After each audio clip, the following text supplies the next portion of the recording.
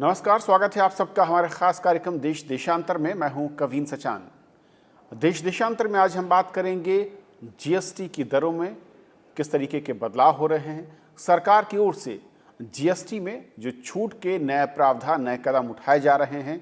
उनका असर, उनकी ज़रूरत और ओवरऑल जीएसटी का इस वक्त जो कलेक्शन है उसे किस तरीके से देखती है सरकार और चुनौतियाँ क्या इस वक्त सामने हैं। और जो बड़ी खबर थी वो ये थी कि केंद्र सरकार ने 40 लाख रुपए तक के सालाना टर्नओवर वाले कारोबारियों को इससे दायरे से बाहर रखने का फैसला किया है। पहले ये लिमिट 20 लाख रुपए सालाना टर्नओवर की थी और साथ ही 1.5 करोड़ रुपए तक के टर्नओवर वाली कंपनियों को कंपोजिशन स्कीम का फ़ायदा उन्हें मिल सकता है। ये भी कहा गया है सिर्फ 1% टैक्स उन्हें अदा करना होगा। दूसरे तरीके के कई सारे प्रावधान हैं जो धीरे धीरे करके सरकार की ओर से दिए गए हैं। उसका लाभ किस तरीके से और ख़ास तौर पर अगर लघु और मध्यम उद्योगों की बात करें, उनकी ज़रूरतें क्या हैं और किस तरीके से बदलाव के ये कदम उन्हें लाभ पहुँचा सकते हैं या क्या और कदमों की ज़रूरत है, और इसे समझेंगे अपने 3 खास मेहमानों के जरिए। हमारे साथ वेद कुमार जैन साहब हैं, former president the institute of chartered accountant. Sir, बहुत बहुत स्वागत है आपका। हमारे साथ शिशिर सिन्हा है, senior deputy editor the Hindu business line. स्वागत है सर। और मुकेश मोहन गुप्ता हमारे साथ हैं, प्रेसिडेंट हैं chamber of Indian micro small and medium enterprises. Sir, स्वागत है। शुरुआत मैं वेद सर आपसे करना चाहूंगा कि जो हाल के, मैं कहूँ कि पिछले 2 से ढाई महीने के दरमियान कुछ बदलाव, चाहे वो स्लैब को लेकर हो, चाहे कंपोजिशन स्कीम को लेकर हो या फिर बेसिक जो एक लिमिट थी उसको लेकर हो, वो मोटे तौर पर क्या क्या है और इनके बदलाव के पीछे जो टारगेट है, जो लक्ष्य है, वो कौन से उद्योग हैं? कविंद्र जी, आप देखिए, 1 जुलाई 2017 को हमने जीएसटी लागू किया था और जैसे हमें पता है कि सरकार ने लागू करने से पहले किस तरह से इसके ऊपर मेहनत की और केंद्र सरकार ने सभी राज्य सरकारों को साथ में लेकर आई और 1 जुलाई 2017 के लेने के बाद वित्त मंत्री जो उस समय अरुण जेटली जी थे, उन्होंने कितनी मेहनत की और जीएसटी काउंसिल में बहुत सारे निर्णय लिए, सारे कॉन्सेंसस बेस, और सभी को कभी भी मेरी वोटिंग नहीं होने दी जीएसटी में और यूनानिमस डिसीजन लिए। 1 जुलाई 2017 को यह नया कानून था और अपने आप में एक बहुत बड़ा रिफॉर्म था, एक फाइनेंशियल रिफॉर्म कंट्री के लिए, 1 कंट्री 1 टैक्स और स्मूथ के लिए बहुत आइडियलिस्टिक बनाया गया 1 जुलाई 2017 को, और उसमें एक थ्रेशोल्ड रखी गई। उस समय 60 से 62 लाख लगभग यह उम्मीद थी कि रजिस्ट्रेशन होंगे और वर्किंग की गई। पिछले लगभग अब 3 साल के अनुभव में जीएसटी बहुत लंबे दौर को चलकर आ गया है। पहली बात तो ये देखा जाए कि 62 लाख से लगभग डबल 1 करोड़ 25 लाख के करीब रजिस्ट्रेशन हो गए जो आज की डेट में मुख्य धारा में आ गए। इसके अलावा जो टैक्स रेट था, जो पहले बहुत मल्टीपल टैक्सेस लगते थे और वो लगते थे, उसकी वजह से काफी जो इश्यू थे वो काफी एड्रेस हो गए। जो पहले एक्साइज ड्यूटी वगैरह होते थे वो काफी एड्रेस हो गए और अफेक्टिव टैक्स रेट भी कम हो गए। सवाल 2 रह गए थे मेनली कि जो आज की डेट में डीलर हैं या जिनको हम व्यापारी कहते हैं, मध्यम वर्ग कहते हैं, निम्न वर्ग कहते हैं, उनके चैलेंजेस क्या थे और उनको कैसे एड्रेस किया जाए। 1 जुलाई 2017 को हमने बनाया तो हमने उसको बहुत एक अच्छा रिफॉर्म बनाया था, लेकिन जैसे जैसे हमने देखा कि मध्यम वर्ग और निम्न वर्ग के जो व्यापारी हैं और उनको कई तकलीफ आ रही है, तो उसके अंदर बहुत भारी छूट देने की कोशिश की गई। जो थ्रेशोल्ड की एग्जम्पशन थी वो 20 लाख से बढ़ा करके वो 40 लाख की गई, यानी कि 40 लाख से कम की टर्नओवर है तो आपको इसके अंदर कहीं भी रजिस्ट्रेशन कराने की जरूरत नहीं है। इसी तरह से कंपोजिशन स्कीम बनाई गई जिसमें पहले 75 लाख रुपए तक की रखी गई थी, इसको बढ़ाकर आज की डेट में 1.5 करोड़ रुपए तक कर दिया। आपको कोई रजिस्ट्रेशन कराने की जरूरत है, लेकिन सिर्फ आपको 1% टैक्स देना है। होटल और रेस्टोरेंट वालों के लिए ये 5% की सीमा है, क्योंकि उनके यहाँ इनपुट कम आता है और सर्विसेज ज्यादा होती है। इसीलिए एक सर्विस सेक्टर को भी छूट दी गई कि 50 लाख रुपए तक की आपकी सर्विसेज है तो आपके ऊपर 6% का टैक्स देने का आएगा। तो बहुत, और जो फॉर्म भरने की प्रक्रिया भी थी, जो पहले मंथली थी टैक्स जमा कराने की थी, इन वर्गों के लिए काफी छूट दी गई कि भाई आप मंथली की जगह क्वार्टरली रिटर्न भर सकते हैं और क्वार्टरली रिटर्न का वर्किंग की गई। तो आप आज देखिए, आज की डेट में अगर किसी मध्यम या निम्न वर्ग की 1.5 करोड़ रुपए तक की अगर टर्नओवर है, जो 1.5 करोड़ रुपए साल की मानते हैं, और 1.5 करोड़ रुपए की जब हम बात करते हैं तो आप ये मान के चलिए 50,000 रुपए पर डे की लगभग 300 दिन वर्किंग लगा के चलो जिसकी सेल होती है पर डे के अंदर, जो मेरे हिसाब से एक अच्छी बड़ी फिगर है जिसमें मध्यम वर्ग और निम्न वर्ग के सभी लोग कवर हो जाएंगे। उनको सिर्फ 1% अपनी टर्नओवर के ऊपर टैक्स कलेक्ट करना है। इनपुट टैक्स क्रेडिट मिलेगा नहीं, आपको एक क्वार्टरली रिटर्न भरनी है और आपको वो टैक्स जमा करा देना है जो 1% आपकी टर्नओवर का बनता है। मैं समझता हूँ बहुत सिंप्लीफाइड फॉर्म पर वर्किंग की हुई है, बहुत स्मूथलेस वर्किंग कर दी गई है और सभी के लिए आज की डेट में वर्किंग कर दी है। इसके अलावा जो 2 लोग इस स्कीम में नहीं आते उनके लिए भी व्यापार की और जो साधन छोड़े गए और जो आज की डेट में कंसेशन दी गई है वो बहुत की गई है। कंज्यूमर के लिए भी कितना बड़ा बेनिफिट है कि आज की डेट में जो डाटा इंडिकेट कर रहा है फाइनेंस मिनिस्ट्री का, लगभग 11.3% का लगभग इफेक्टिव टैक्स रेट है जो पहले 31% होता था। तो ये एक बहुत ही अच्छा ट्रांजिशन हुआ है और जो पिछले दिनों में छूट देने की कोशिश है, जीएसटी काउंसिल का पूरा फोकस लगा हुआ है कि मध्यम वर्ग और निम्न वर्ग के व्यापारियों को तकलीफ कम से कम आए। उसमें रिटर्न भरने की छूट, डेट एक्सटेंड करी, जो पीछे लोगों ने रिटर्न नहीं भरी उनका पीरियड 30 सितंबर तक एक्सटेंड कर दिया गया, बिना पेनल्टी के रिटर्न भरने का वो कर दिया गया। अगर आपकी जीरो रिटर्न है, टैक्स है, अगर टैक्स है तो उसके ऊपर भी इंटरेस्ट रेट घटा के 9% कर दिए। तो काफी भारी छूट दे दी गई है और काफी भारी मेरी कंसेशन आई है। ओके, मुकेश जी, जिस तरीके से बदलाव और जैसा कि कहा जैन साहब ने कि जो मध्य और छोटे व्यापारी हैं, मुझे लगता है कि वो ज्यादा इससे प्रभावित होंगे जो कदम उठाए गए हैं, चाहे वो 20 लाख से 40 लाख तक करने की बेस लिमिट हो या फिर 1.5 करोड़ तक के सालाना टर्नओवर की बात हो। किस तरीके से देखते हैं इंडस्ट्री को और इस वर्ग को जो इसके दायरे में अब आता है, और खासतौर पर तब जबकि कोरोना काल में सबसे ज्यादा जो ग्रोथ की पोटेंशियल दिख रही है, जो रिवाइवल की बात हो रही है, वो इन्हीं मैं कहूं कि 2 मेन बेस हैं, मध्य और निम्न मध्य वर्ग बिजनेस का। कविन जी, देखिए, जैन साहब ने वैसे तो काफी डिटेल में बताया हमें कि क्या क्या छूट हमें दी गई हैं सरकार की तरफ से, पर मैं ये कहना चाहता हूं कि जब हमारे देश के प्रधानमंत्री जी ने ये 20 लाख करोड़ का पैकेज अनाउंस किया था इस कोविड के लिए, तो सबसे पहले जो अनाउंसमेंट हुआ था, जो ऑनरेबल फाइनेंस मिनिस्टर ने और minister of state for finance ने किया था, वो जब सबसे पहले आए थे इस 20 लाख करोड़ के पैकेज के बारे में बताने के लिए, तो सबसे पहला पैकेज जो अनाउंस हुआ था वो micro, small and medium enterprises के लिए किया था। उन्होंने कहा था कि हम 3 लाख करोड़ का जो लोन है वो देंगे ऑटोमेटिक रूट में, जिसकी फुल्ली गारंटी होगी सरकार की, या सबऑर्डिनेट डेट देंगे, या डेफिनेशन चेंज करेंगे एमएसएमई की। वहीं पर सरकार नहीं रुकी। सरकार ने कहा कि भाई ये जो छोटे व्यापारी हैं, micro, small and medium category के हैं, उनकी सबसे बड़ी समस्या एक कंप्लायंसेस की भी होती है, और साथ में जो इंटरेस्ट है, अगर पेनल्टी है या इंटरेस्ट है, अगर कहीं डिले हो जाता है कोई रिटर्न फाइल करने में, जैसे जैन साहब ने कहा कि भाई जुलाई 17 में ये आया था जीएसटी एक्ट, जुलाई 17 के बाद में जिन लोगों ने, कुछ लोगों ने रजिस्ट्रेशन करा लिया लेकिन उसके बाद वो अपनी रिटर्न फाइल नहीं कर पाए, क्योंकि जो छोटा व्यापारी होता है कई बार वो सोल प्रोप्राइटरशिप में करता है, अकेला आदमी होता है, उसी को सेल करनी है, उसी को प्रोडक्शन करना है, उसी को फाइनेंस देखना है। तो अब सरकार ने कहा है कि कोई बात नहीं, आप एक रिटर्न के जो पहले पर डे के हिसाब से पेनल्टी लगती थी, अब उन्होंने कहा कि आपको अगर ये 2 साल 3 साल का भी डिले हो गया तब भी आप एक रिटर्न में केवल 500 रुपए की पेनल्टी दीजिए और अपनी रिटर्न फाइल कर दीजिए। रेट ऑफ इंटरेस्ट को बिल्कुल आधा, ये नहीं कि 18 को उन्होंने कहा हो कि हम 15 कर देते हैं, 14 कर देते हैं, उन्होंने कहा कि पूरा हम 50% कर देते हैं, 9% की दर से आप इंटरेस्ट अगर है तो वो दीजिए। एक और बहुत बड़ा जो रिलैक्सेशन दिया है अभी जो फाइनेंस मिनिस्टर ने, उन्होंने कहा है कि भाई, क्योंकि अभी देखिए लॉकडाउन का समय है कविन जी, और बहुत सारे ऑफिसेज अभी ऐसे हैं जहां पर वर्क फ्रॉम होम चल रहा है, लोगों के जो डिजिटल सिग्नेचर है वो हो सकता है उनके ऑफिस में रखे हों, वो अपडेट ना हुए हों, वो अपनी रिटर्न फाइल नहीं कर पा रहे थे। उनको लगता था कि क्योंकि जो कंपनीज हैं, कंपनीज के केस में डिजिटली उनको रिटर्न फाइल करनी होती थी with the help of digital signature. अब सरकार ने कह दिया है कि कोई बात नहीं, आपके डिजिटल सिग्नेचर भैया आपके ऑफिस में रखे हैं, आप वर्क फ्रॉम होम कर रहे हैं, तो हम बिना डिजिटल सिग्नेचर के भी आप अपनी रिटर्न फाइल कर सकते हैं। मैं समझता हूं कि ये बहुत बड़ा जो सपोर्ट है सरकार की तरफ से वो दिया गया है एमएसएमईज के लिए, और मेरा ऐसा मानना है कि ये जो प्रक्रिया है वो निरंतर है,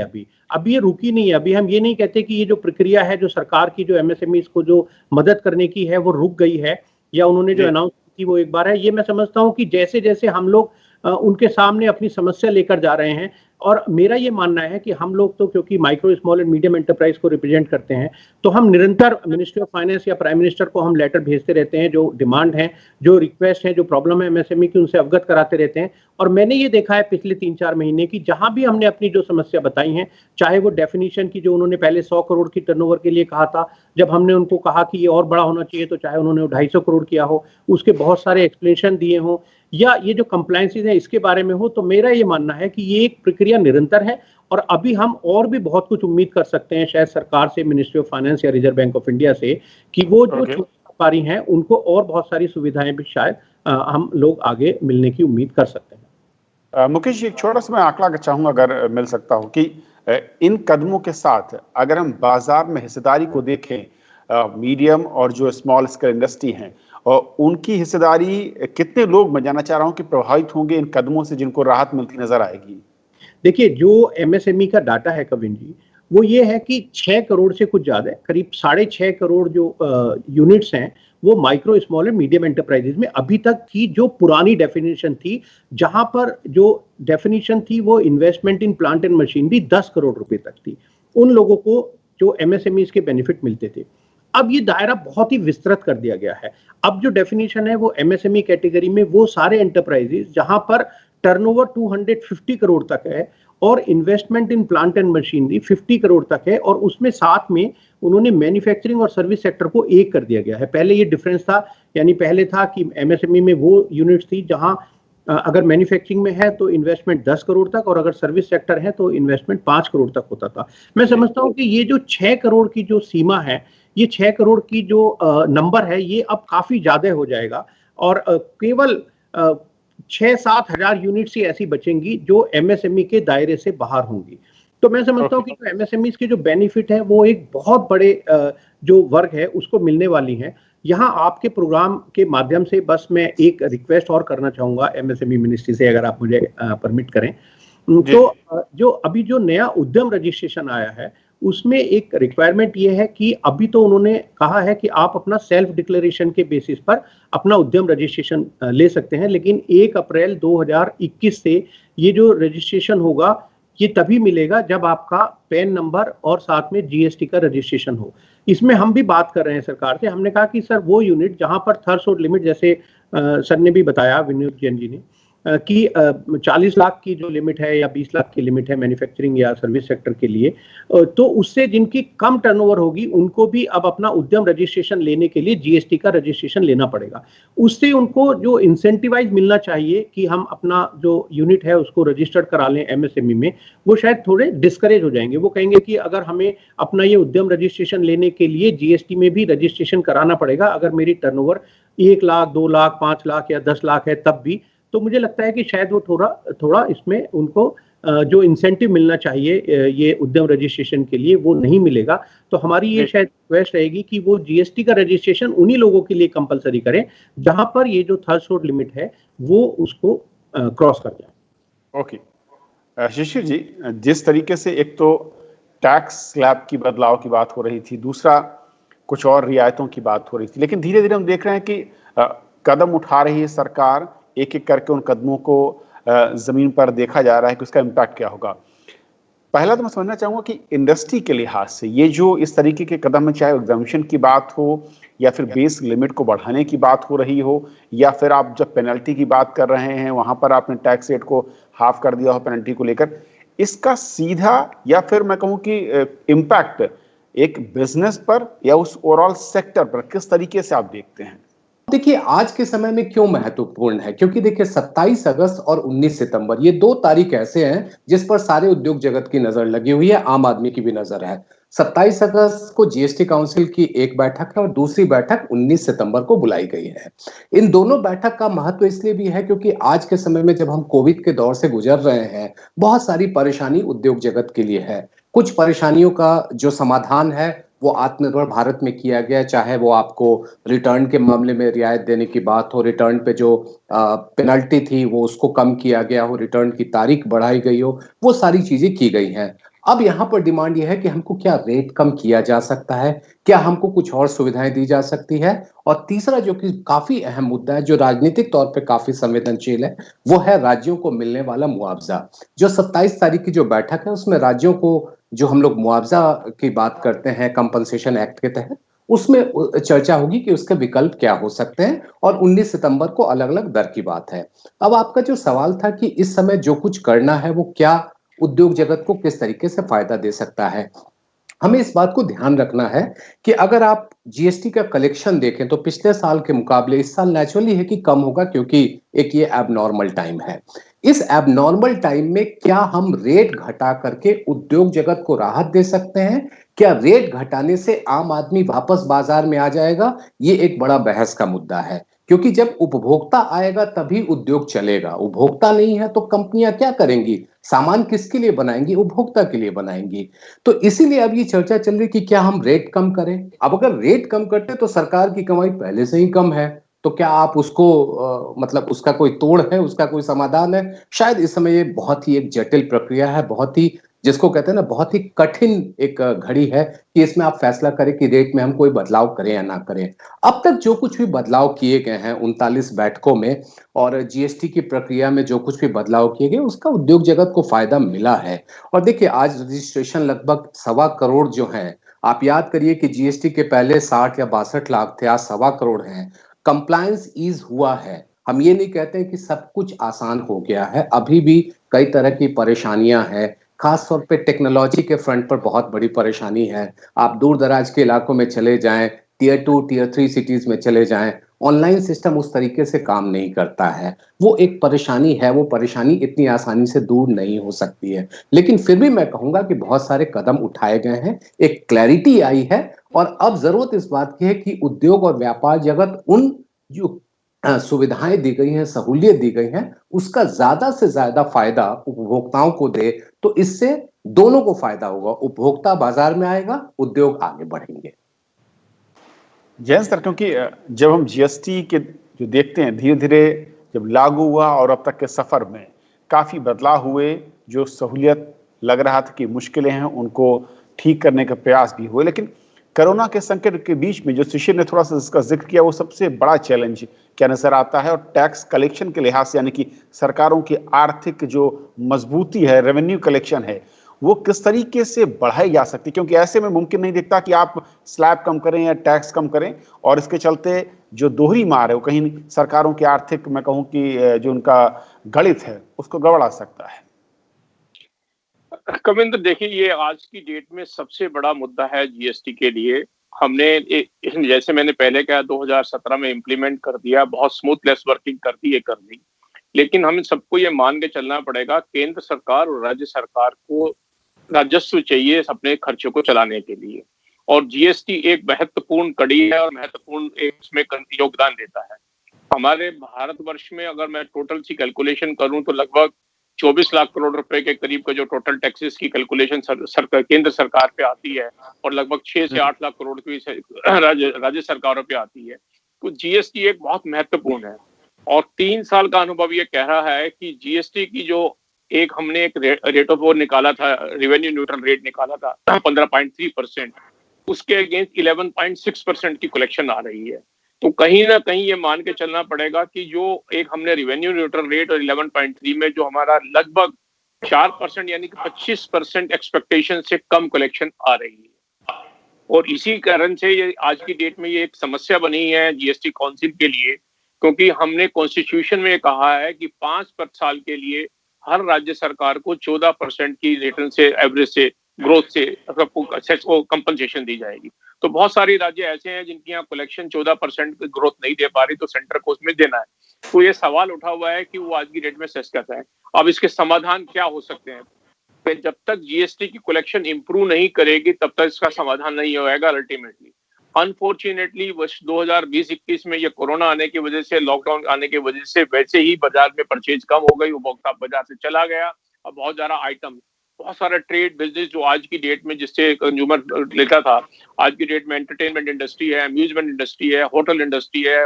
एविएशन इंडस्ट्री है, इन सबसे जो जीएसटी की कलेक्शन आती थी। इवन स्कूल्स एंड कॉलेजेस में डायरेक्टली जीएसटी नहीं लगता, लेकिन जो इंसिडेंटल सर्विसेज है, जो ट्रांसपोर्टेशन है, जो बच्चे फूड, रेस्टोरेंट, बुक यानी कि अपनी स्कूल बैग, ड्रेसेस वगैरह, इनके ऊपर जो जीएसटी था वो सारी प्रभावित है बहुत तेजी से। तो आज की डेट में सबसे बड़ी जो समस्या दो हैं, एक तो नॉर्मल जीएसटी की कलेक्शन को कैसे बढ़ाया जाए, और दूसरा जो कोरोना की वजह से जो समस्या आई है और जो रिवेन्यू में फॉल हो रहा है उसको कैसे किया जाए। इन सब बातों को देखते हुए अब उपभोक्ता तो ये चाहता है, और कुछ इकोनॉमिस्ट का कहना भी है कि सरकार रेट कम कर दे तो शायद डिमांड बढ़ जाए। मेरा कहना यह है कि पहले ही राजस्व में कमी है, रेट कम करके सरकार पहले ही साढ़े इफेक्टिव रेट को 15 से 11% कर दी है। तो मैं ये नहीं उम्मीद कर सकता, देखो जीएसटी काउंसिल की मीटिंग जो सितंबर में हो रही है, कि कोई रेट में कोई मेजर चेंज आएगा। कोई माइनर एडजस्टमेंट इधर उधर आ सकती है कि जहां एबनॉर्मलिटी नजर आ रही है, जिसे हम इन्वर्टर ड्यूटी कहते हैं, कई बार इन्वर्ट जीएसटी लगता है, अदरवाइज कोई चेंज नहीं आना पड़ा। और जो 27 अगस्त की मीटिंग है उसमें सेस के बारे में जो इश्यू आने वाला है, मेरा ऐसा अनुमान है कि कहीं ना कहीं केंद्र सरकार को, जीएसटी काउंसिल को ये एक्सेप्ट करना पड़ेगा कि कुछ आइटम पे हो सकता है कि सेस के बारे में सरकार एक बार वो वर्किंग की जाए, और केंद्र सरकार ये कहे कि भाई इसकी कंपनसेशन देने के लिए आपको केंद्र सरकार को कहीं ना कहीं एम्पावरमेंट करना पड़ेगा कुछ और टैक्स के लिए। क्योंकि हम जब ये जीएसटी की आज की डेट में वन नेशन वन टैक्स की बात करते हैं, तो ये मान के चलना पड़ेगा कि जो समस्या केंद्र की है वो राज्य सरकारों की है। राज्य सरकार ये नहीं कह सकती कि ये समस्या केंद्र है, केंद्र में दे, तो सेंटर कहां से लाएगा पैसा, तो वही जीएसटी से करेगा। तो इसके लिए जीएसटी काउंसिल को कहीं ना कहीं अपनी वर्किंग करनी पड़ेगी। आज की डेट में स्मूथलेस वर्किंग है, एक्सेप्ट जो टीयर 1, टीयर 2, टीयर 2, टीयर 3 की बात करते हैं, कुछ ऑनलाइन की वर्किंग करते हैं। तो मेरा ऐसा मानना है कि कंप्लायंसेस, जैसे कि इन्होंने अभी छूट दे दी है, पिछले 3 साल की जो रिटर्न पेंडिंग थी, कंप्लायंसेस को इम्प्रूव कराना पड़ेगा। जो कहीं लीकेजेस हैं उसके बारे में कहीं ना कहीं एड्रेस करना पड़ेगा। जो रिफंड के बारे में चैलेंजेस आ रहे हैं, कुछ जगह आ रहे हैं, वो एनफोर्समेंट में उस मैकेनिज्म को भी कहीं ना कहीं स्ट्रॉन्ग करना पड़ेगा। और मुझे ऐसा लगता है कि 2020-21 को एबनॉर्मलिटी को लगा दें, तो कहीं ना कहीं पुश करने के लिए, ग्रोथ पुश करने के लिए कहीं ना कहीं आपको कंजम्पशन बढ़ानी पड़ेगी, और कंजम्पशन बढ़ाने के लिए सरकार को कहीं ना कहीं अपने जो प्रोजेक्ट्स हैं उनके लिए कहीं ना कहीं वर्किंग शुरू करनी पड़ेगी। तो ऑन द ऑल आज की डेट में मैं ये नहीं मानता कि टैक्स रेट में आप उम्मीद कर सकते हैं कि कोई मेजर चेंज आएगा। सरकार की आज की डेट में अगर चेंज आएगी तो उसमें कंसेशन की मैं उम्मीद नहीं करता हूँ। कलेक्शन को एडमिनिस्ट्रेटिवली कैसे इंप्रूव किया जाए उसी के ऊपर ज्यादा फोकस रहेगा, और सेस कैसे एडमिनिस्टर की जाए, क्या सेस को बढ़ाया जाए या कुछ और पे आइटम पे लाया जाए, जिससे कि जो राज्य सरकार का घाटा केंद्र को देना है वो पूरा किया जा सके। बिल्कुल। और शिशिर, जिस तरीके से जैन साहब ने कहा, बहुत बड़ा चैलेंज, चुनौती इस वक्त है जीएसटी काउंसिल के सामने, सरकारों के सामने। एक तरफ टैक्स कलेक्शन का गिरता ग्राफ, और दूसरी तरफ लॉकडाउन और कोरोना के चलते उस पर दोहरी मार पड़ रही थी, और इधर इंडस्ट्री की ओर से ज्यादा रिलैक्सेशन की डिमांड। क्या बेस्ट वे आप देखते हैं और इस संकट के बीच में, और क्या यहाँ पर इंडस्ट्री को कुछ अलग तरीके के कदम या कुछ ज्यादा, मैं कहूँ कि दरियादरी दिखाने की जरूरत होगी? देखिए, मैं वेद जैन साहब की बात से पूरी तरह से सहमत हूं कि रेट कट जैसी बात के लिए अभी सोचना शायद वो उचित नहीं होगा, उसके लिए माहौल नहीं है। जहां तक कमाई की बढ़ाने की बात है, एक अर्थशास्त्र के छात्र होने के नाते मैं आपसे एक सैद्धांतिक बात कहना चाहता हूं कि हम लोग तमाम गुड्स को मेरिट गुड्स और डिमेरिट गुड्स में डिस्ट्रीब्यूट करते हैं। डिमेरिट गुड्स वो होता है जैसे आप सिगरेट हो गए, गुटखा हो गए, इनको हम डिमेरिट गुड्स कहते हैं। एक अर्थशास्त्र के नाते ये होता है कि डिमेरिट गुड्स पे आप टैक्स जितना बढ़ाते, उसके कंजम्पशन पे बहुत ज्यादा असर नहीं पड़ता है, क्योंकि एक पुरानी कहावत है कि लत के लिए आप कोई भी कीमत चुकाने को तैयार होते हैं। अगर सिगरेट पीने वाला है तो उसकी कीमत अदा करने के लिए वो बहुत हिचकता नहीं है। एक थोड़ा सा उसको लगता है कि अरे मेरा खर्च बढ़ गया, लेकिन आदत हो जाती है, लत पड़ जाती है, तो उसकी कीमत चुकाने को तैयार होता है। मुझे लगता है कि जीएसटी काउंसिल को इस व्यवहार को भुनाना चाहिए कि क्या टोबैको रिलेटेड प्रोडक्ट्स के ऊपर हम टैक्सेशन या सेस बढ़ा सकते हैं। इसके लिए मुझे नहीं लगता कि बहुत शोर शराबा होगा। हालांकि कुछ कंपनियां हैं जिनके लिए ये बहुत ही जिसे कहा जाए कि वो इसके फेवर में नहीं होंगी। मैं उन कंपनियों का नाम नहीं लेना चाहता हूं, सभी जानते हैं वो कौन सी कंपनी है। लेकिन ओवरऑल एक वर्ल्ड हेल्थ ऑर्गेनाइजेशन का अनुमान है कि आपका जो सिगरेट का प्राइस है या गुटखा, खैनी, तंबाकू का जो प्राइस है वो लगभग 75% रिटेल प्राइस का होना चाहिए। और इस समय हमारे हिंदुस्तान की स्थिति यह है कि वो 75% से कम है। कुछ मामलों में 67% तक है, कुछ मामलों में 40% तक है। एक जो बीड़ी है, बीड़ी तो सबसे ज्यादा लोग कंज्यूम करते हैं, उस पर सबसे कम टैक्स है। तो क्या हम इन चीजों को बढ़ा दें तो आपके लिए कमाई का एक साधन बन सकता है, जिससे आम उपभोक्ताओं के ऊपर बहुत ज्यादा असर नहीं पड़ने वाला है। और कमाई का अंदाजा जो है, ये एक स्टडी आई है जिसमें ये कहा गया कि अगर इस पे टैक्स बढ़ाया गया तो लगभग 50,000 करोड़ रुपए की कमाई हो सकती है। आप अंदाजा लगाइए कि आज जो हम सेस में कमी को लेकर के परेशानी भुगत रहे हैं, शायद ये रास्ता निकल सकता है। मुझे लगता है कि ऐसे आपको सोच लानी होगी तो आपका शायद ये जो परेशानी है वो कुछ हद तक दूर हो सकती है। जी जैन साहब कुछ कहना चाह रहे हैं? नहीं, मैं शिशिर जी की बात से सहमत हूं, लेकिन थोड़ा सा ये कहना चाहता हूं कि इनमें से कुछ प्रोडक्ट ऐसे हैं, क्योंकि जीएसटी एक ऐसी चीज है जो सभी को देना पड़ता है पेमेंट करना, और क्योंकि इसमें रिच और पुअर के अंदर बहुत कोई डिफरेंस नहीं हो पाता है, तो जो आइटम बीडी के उसके बारे में तो ये ध्यान रखना पड़ेगा कि जो निम्न वर्ग के लोग हैं जिनकी इनकम वैसे कम है, लत पड़ गई है, ये मानता हूँ, छुड़ाई नहीं जा सकती, लेकिन उनसे उम्मीद करना ज्यादा टैक्स तो ठीक नहीं होगा। हाँ, जो लग्जरी आइटम है, जो रिच यूज करते हैं, जो अफोर्ड कर सकते हैं, उनके बारे में सेस बढ़ाई जाए तो फिर भी सोचा जा सकता है कि करा जा सकता है, क्योंकि जीएसटी इनडायरेक्ट टैक्स होने की वजह से उपभोक्ता पे लगता है और वो ये डिफरेंस नहीं करता कि गरीब कौन है और अमीर कौन है। जब इन आइटम को देखा जाए कि ये अगर जो खैनी वगैरह ये जो यूज करते हैं वो निम्न वर्ग के लोग यूज करते हैं जिनकी इनकम कम है, तो उनका ध्यान जरूर रखा जाए कि उनके ऊपर इसका असर नहीं पड़े, क्योंकि इनका अदरवाइज परचेजिंग पावर बहुत कम है। ओके मुकेश जी, क्योंकि लिमिटेड ऑप्शंस हैं और कोरोना के इस संकट के बीच डिमांड बिल्कुल उस तरीके की नहीं है जो हम देखते थे अप्रैल के पहले, ऐसे में इंडस्ट्री क्या उसके पास एल्बो रूम है, उसके पास क्या और विकल्प हो सकते हैं, सुझाव कि डिमांड भी जनरेट हो, कंपनियां प्रोडक्शन भी करें और सरकार का रेवेन्यू भी जनरेट हो और आप लोगों को मुनाफा भी? देखिए कविन जी, हम तो जो जितने भी व्यापारी वर्ग हैं और खासतौर से जो एमएसएमई हैं, उनको यही बताने की कोशिश करते हैं कि देखिए सरकार के पास भी, जैसे अभी बात हो रही थी कि सरकार के पास भी जो रिसोर्सेज हैं वो लिमिटेड हैं, और इस समय सरकार का खर्चा भी शायद बढ़ गया है क्योंकि कोविड रिलेटेड जो एक्सपेंसेस हैं वो बढ़ गए हैं। तो हमें ये टीम वर्क की तरह काम करना पड़ेगा। जितने भी जो व्यापारी वर्ग हैं उनसे हमें ये अपील करनी होगी कि आपको भी मोर कंप्लायंट होना है। जैसे अभी प्रधानमंत्री जी ने भी कहा और डेटा भी है कि भाई जो डायरेक्ट टैक्स की अगर हम बात करें तो इनकम टैक्स रिटर्न अगर 2 या 3% लोग भरते हैं और हम फिर ये उम्मीद करें कि हमारा देश एक डेवलप्ड कंट्री में आ जाए तो कैसे संभव है। तो हम सब लोगों को भी ये मानना पड़ेगा, ये स्वीकार करना पड़ेगा कि पूरी ईमानदारी से हम, चाहे वो डायरेक्ट टैक्स हो या इनडायरेक्ट टैक्स हो, वो पूरी ईमानदारी से हम भरें, सरकार के साथ सहयोग करें, क्योंकि जब तक ये टैक्स नहीं आएगा तो हम सरकार से बहुत ज्यादा ऐसी उम्मीद करना कि सरकार बिना टैक्स कलेक्शन के वो हमारे लिए जितने भी कोई वेलफेयर स्कीम है या जो भी डेवलपमेंटल काम है वो सब होते रहे, वो शायद पॉसिबल नहीं होगा। एक हमारी डिमांड जरूर है, एक जो बड़ी प्रॉब्लम हो रही है जो खास तौर से छोटे व्यापारियों की, वो जीएसटी में एक प्रॉब्लम ये है कि जब हम अपना इनवॉइस इशू कर देते हैं तभी अपना जीएसटी हमें जमा करना होता है। आज हम देख रहे हैं सरकार भी इस बात को मान रही है कि जो पेमेंट है वो काफी डिलेड है, चाहे वो सरकार से हो या वो लार्ज कंपनी से हो या खुद भी एमएसएमई से भी हो दूसरे से, तो जो पेमेंट है वो समय से नहीं आ पा रहे हैं। अब ये दोहरी मार पड़ रही है जो एमएसएमई के लिए खास तौर से। जैसे अगर मान लो एग्जाम्पल के लिए मैं ऐसे कहूँ कि मैंने 100 रुपए का एक इनवॉइस रेज कर दिया किसी बायर के ऊपर, मुझे वो और 18 रुपए मैंने उस पर जीएसटी लगाया। अब वो 118 रुपए का इनवॉइस मुझे वो अपने 100 रुपए भी नहीं मिले जो सरकार के 18 मिलने थे, 18 रुपीज, वो तो मिले ही नहीं। अब मेरी लायबिलिटी हो जाती है कि मैं ये 18 रुपीज का जो जीएसटी है वो मैं जमा करूं। ये एक थोड़ा बड़ा एक कष्ट हो रहा है एमएसएमई सेक्टर को कि उसमें कुछ अगर ऐसा कर दिया जाए कि जब ये हमें पेमेंट मिले तब हम उस